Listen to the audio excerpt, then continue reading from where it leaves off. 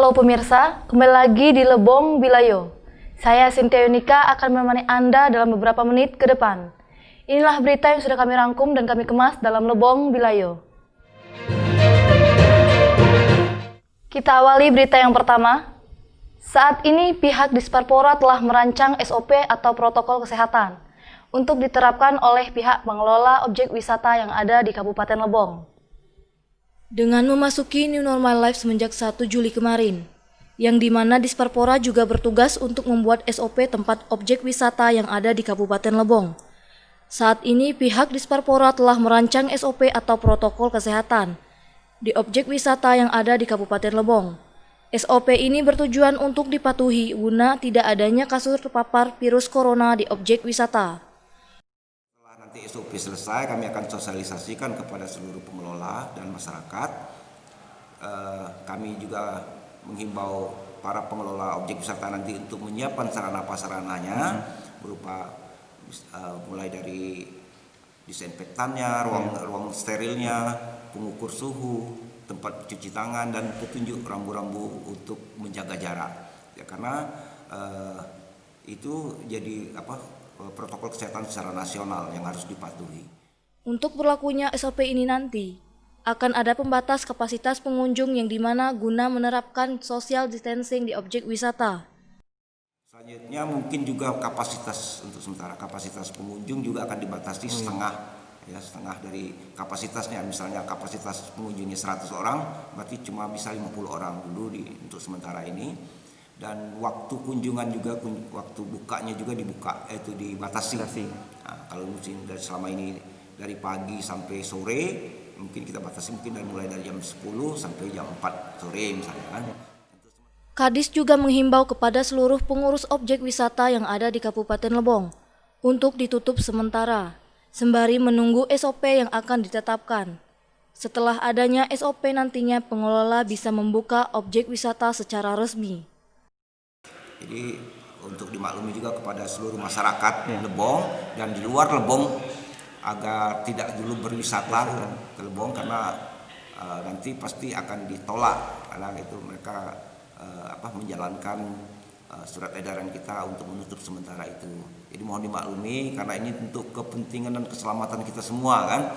Jangan sampai terjadi ada kasus COVID di objek wisata, lebih bahaya lagi kan. Jadi kita mau naikkan pariwisata malah down lagi nanti.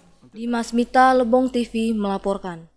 Belum adanya tenaga ahli swab, pihak Dinas Kesehatan Kabupaten Lebong sudah mengirim surat ke pihak Dinas Provinsi agar bisa melakukan pelatihan untuk anggota pihak Dinas Kesehatan Kabupaten Lebong.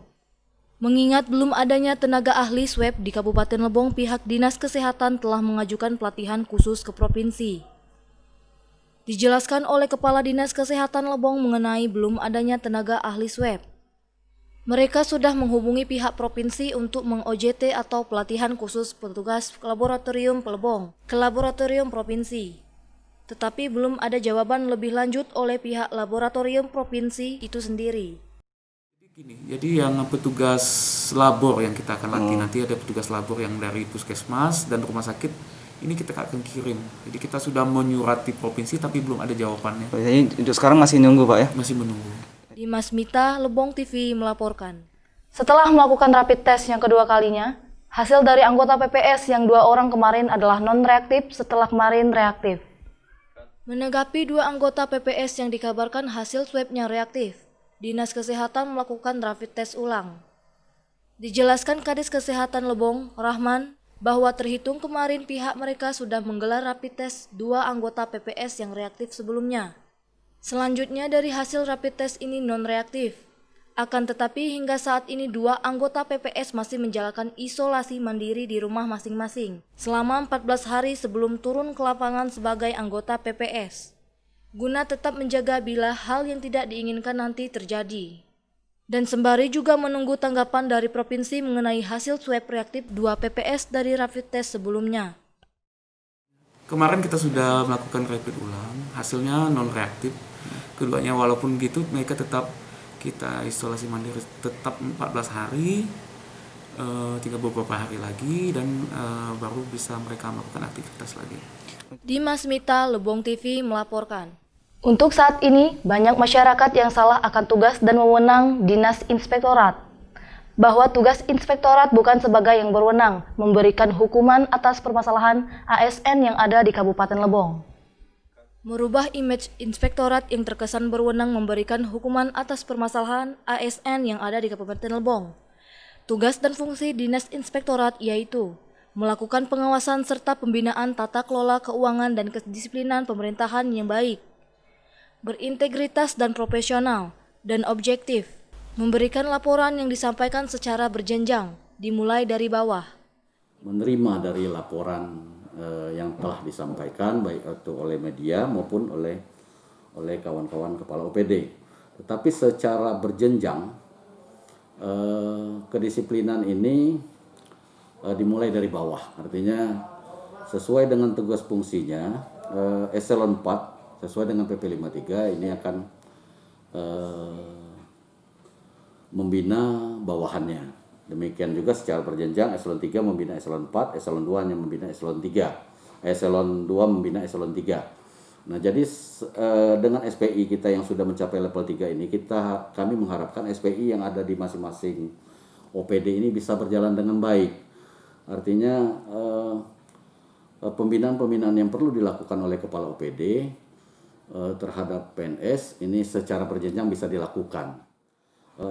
Inspektorat sifatnya hanya melakukan klarifikasi, melakukan kalaupun nanti keuangan melakukan audit dengan kebutuhan khusus misalnya kan, ini dilakukan oleh teman-teman auditor maupun P2OPD kalau di bidang kinerjanya. Nah, ini akan secara berproses kami akan laporkan hasil pemeriksaan ini kepada atasan. Nanti atasan lah yang bisa menjelaskan hasil pemeriksaan tersebut ini secara etikanya. Inspektur Inspektorat Jauhari Chandra menjelaskan, yang berwenang memberikan sanksi atau hukuman adalah tim khusus kedisiplinan yang disiapkan pemerintah Kabupaten Lebong.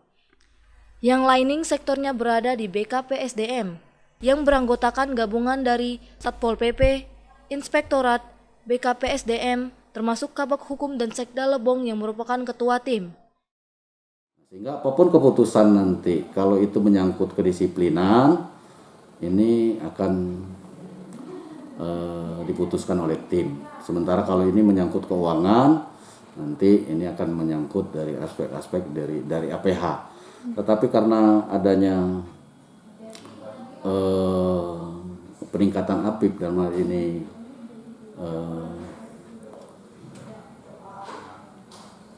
perlu ke depan peningkatan APIP, maka MOU yang telah dilakukan terhadap 3 menteri ini, nah ini kita harapkan bisa berjalan saling informasi antara Kejari, kepolisian dan inspektorat dalam mengatasi suatu masalah.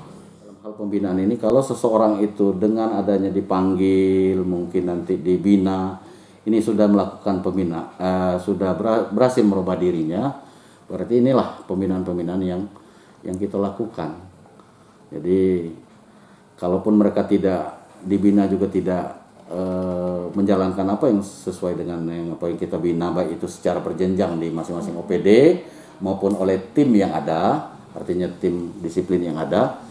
Nah, ini yang akan ditindak nanti sesuai dengan PP 53 yang ada.